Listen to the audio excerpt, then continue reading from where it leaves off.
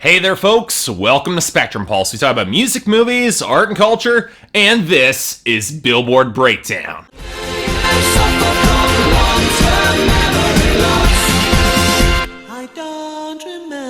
So one would think upon my return from vacation to take a look at the Hot 100, that things kinda went a little bit crazy this week. Not in the new arrivals to the charts, mind you. If anything, we got the least number of new entries to date, which hopefully means this episode will be a little bit shorter this week. No, the change was when what gained steam and some chart slots this week, because there were a lot of major movers this week that seemingly came out of nowhere. Not only that, they were for songs that came out in 2014. Some that had even fallen off the charts altogether. So okay, what gives here? What happened? Now, fortunately, there's actually a reasonably simple explanation for all that, but before we get to it, let's talk about our top 10. Unsurprisingly, Taylor Swift still rules at the top with blank space and airplay still increasing, but she owes her spot at the top mostly thanks to Christmas sales, which are absolutely huge this week in terms of her singles. And this is not the only Taylor Swift song to get that boost. More on this in a little bit, but we've also got our new number 2, as I predicted last week with Uptown Funk from Mark Ronson and Bruno Mars, which also benefited from increased sales and streaming, even as its airplay gains seem to be leveling off a little bit. Now, part of this is a factor of Take Me to Church by Hozier slipping down to number 3, which despite some gains in airplay and sales, doesn't quite have the same lead in streaming that it used to have. Bit of a shame, really. Beneath it, we've got the slight increase from Meghan Trainor's Lips Are Moving rising up to number 4, mostly thanks to consistent gains pretty much across the board, especially as digital sales. And yet, the big surprise for me was Meghan Trainor's other massive overplayed hit, All About That Bass, which was a massive rebound to number 5, mostly thanks to streaming, but also getting a pretty sizable airplay boost too. And you go to the next 5 beneath that and things get even stranger. I mean, sure, you got I'm Not the Only One by Sam Smith holding steady at number 6 thanks to consistent streams and airplay. The word of the day with Sam Smith is consistent. But watching Ed Sheeran's Thinking Out Loud drop back to number 7, even despite some solid streams, airplay, and sales, it's mystifying to me. And below that, you get sudden airplay boosts for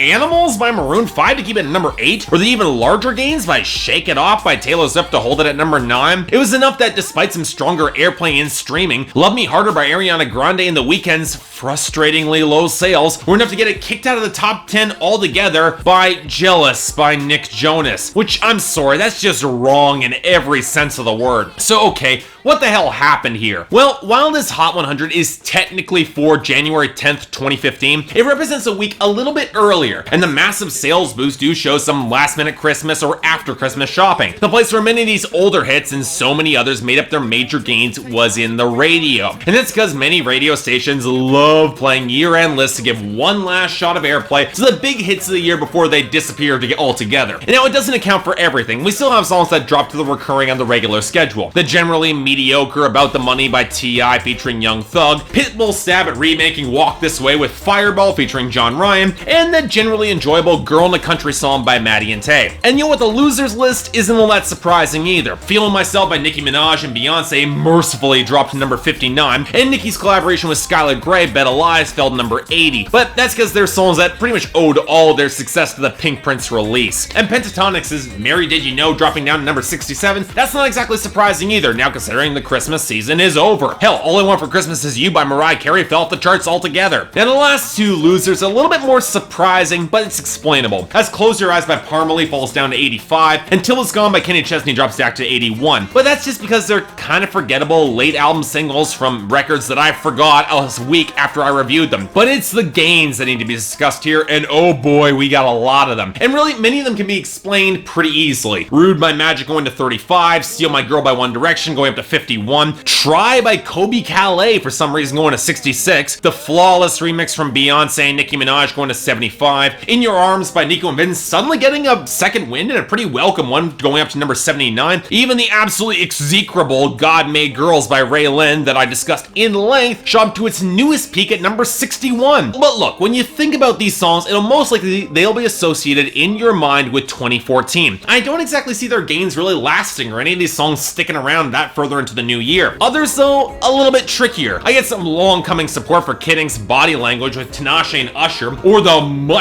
much worse Homegrown Honey by Darius Rucker that I talked about a few weeks ago, and now it's suddenly rising, number 85. But you know what? They've got albums coming. It's very clear where the push is here on the radio. And Lee Bryce singles like Drinking Class, they always take a long time to rise up the charts. This song debuted in September, and now it's only finally reaching number 60 now. And songs like GDFR by Flo Rida featuring Sage Gemini and Lucas going to 58, Time of Our Lives by Pitbull and Neo shooting up to number 46, and Lonely Eyes by Chris Young rising up to number 77. These are natural growths as these songs slowly gain traction in their whole chart life cycle. And sure, Night Changes by One Direction could be following the same path that Story of My Life did, which is good because Night Changes is a great song. But I gotta ask, how do you explain the terrible LA Love by Fergie somehow getting a mild resurgence to number 38? I thought nobody liked that song. Or Often by The Weeknd, a song not supported by an album at all, suddenly rising to number 65. But the most baffling surge for me, at least initially, certainly one of the biggest ones, was Sledgehammer by Fifth Harmony soaring up to number 40. I mean, why? It's not particularly memorable or interesting, but outside of the fact that their long-delayed debut album seems to finally have a release date in late January, yes, I'll be covering it. I have to ask, does anybody really care about Fifth Harmony? I guess some of it might be due to the Christmas sales or that iTunes discount and actually maybe getting an airplay boost. And anyway, it's one of their biggest hits in the United States, one of the biggest of any girl group since the Spice Girls, as a matter of fact. But it's for this? Outside of ripping off a title from a classic Peter Gabriel song, Sledgehammer? It's not all that interesting. Just saying. And yet, it's not just our gainers that show signs of the last gasps of 2014. Which takes us to our recurring entries, starting with...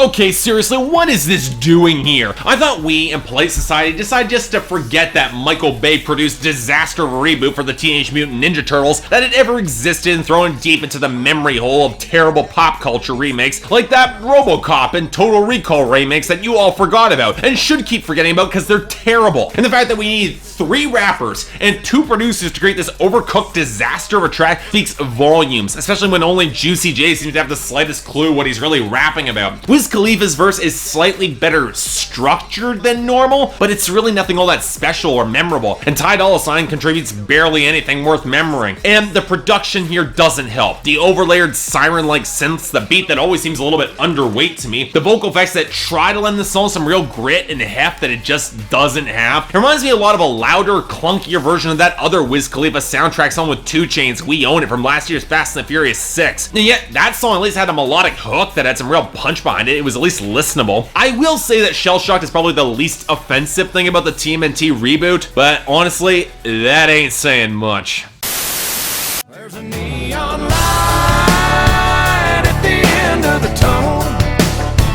I already said my piece on this song when I reviewed Blake Shelton's mediocre Bringing Back the Sunshine. It's a lousy song then, it's lousy now. Featuring a thicker twang that just doesn't fit at all with all the stiff drum machines. And Blake Shelton's songwriter showing even more laziness with the needless repeated words just to fill up space. Just another reminder that Blake Shelton's biggest success this year came with Craig Wayne Boyd coming from The Voice. Something big, I feel it happening out of my control.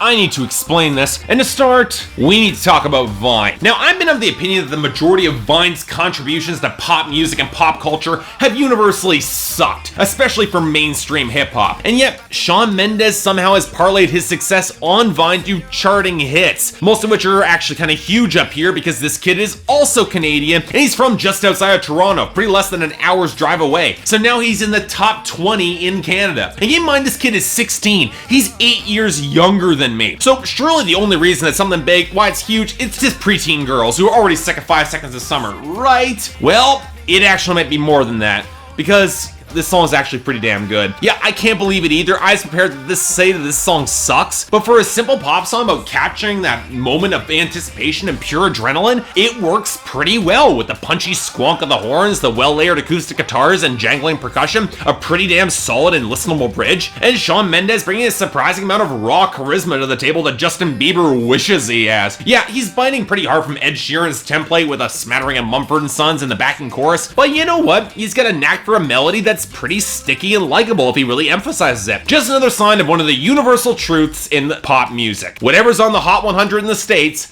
the Canadian charts are always better. I need you to know I'm burning. talked about the song in my first week of Billboard Breakdown, and you know what? I'm still kind of mixed on it. Although the problem is, like all the rest of Jessie J's Sweet Talker, it's in the production. Dear God, put this woman on some pop rock where she can be balanced out with some real fire, because this and 2 Chainz, I'm sorry, not a great fit for her.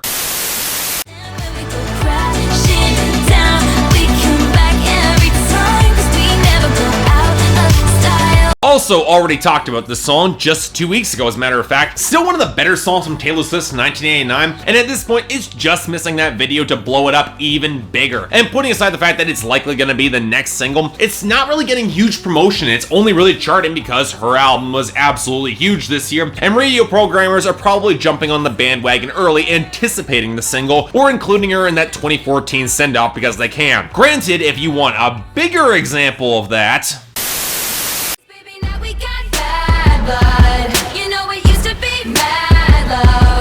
I'm sorry, is it just me? Is anyone else really reminded a lot of Avril Lavigne with the song? And I mean that a lot here. The pre-chorus features Taylor Swift imitating Avril Lavigne's vocal delivery. The fragments of acoustic production, they remind me a lot of Here's Never Growing Up, Avril Lavigne's massively ridiculous hit single from 2013 that I actually unironically think is a pretty damn great song. But really, that's Max Martin coming through a lot more than either artist because he's the common element between these songs, as the lyrical tone is really a fair bit different. Now, granted, I like Avril Lavigne, and the influences, they aren't bad here, but let's be blunt here. This is a deep cut from 1989, and it shows. The abuse of percussion, some obvious sloppiness in the songwriting, it's a weaker track. And while I can still enjoy it, it doesn't really reflect some of the elements of 1989 that I liked as much. Still, it's a decent enough song. I guess I'll take it.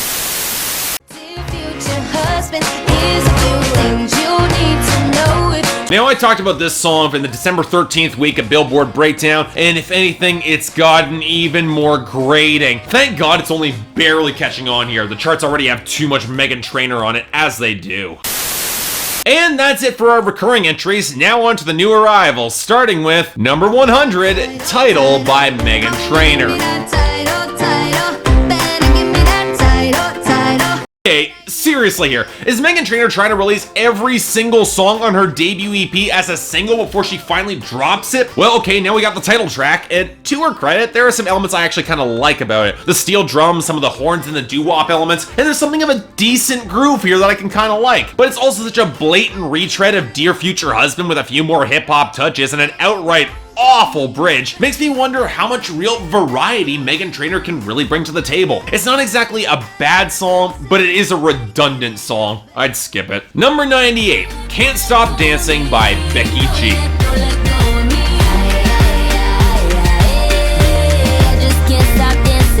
So I actually sparked a little bit of controversy by saying that I actually kind of like Shower by Becky G. So much so that it landed on my honorable mentions on my year-end list of my favorite hit songs of 2014. I wish I could say the same about Can't Stop Dancing. For as much as I did like Shower, there are some things to like about this song, but not enough. For one, it shows Becky G showing off some of her Latina side, with some of the Caribbean flavors and the acoustic guitars and the backing vocals. Does give this song some unique flavor, and yet it doesn't stick with me as much. Maybe it's the slower tempo, the more washed out, brittle production, or maybe it's how Becky G is expected to coo sexual entreaties when she's 17. That reminds me way too much of the late 90s pop diva scene. But you know what? This is not really working for me. For a song where she can't stop dancing, this makes me want to find a spot against the wall. Number 95, Bad Bitch by French Montana featuring Jeremih. Wish I had another you, I'm greedy.